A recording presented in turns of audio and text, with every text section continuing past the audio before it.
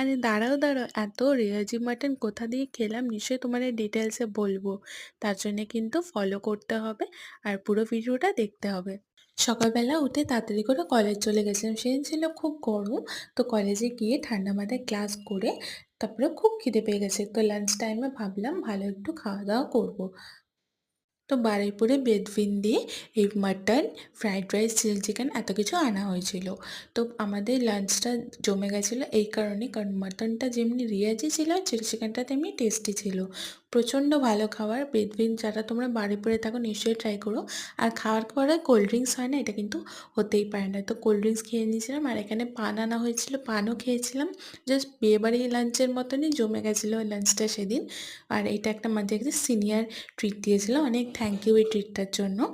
তো এখানে খেয়ে দিয়ে বিকালবেলা হাওয়া খেতে খেতে বাড়ি ফিরছিলাম। আর তোমরা কলেজ গেলে কি এতটা এনজয় করো? নিশ্চয়ই কমেন্ট করো। ভালো লাগলে লাইক সাবস্ক্রাইব করো। টাটা।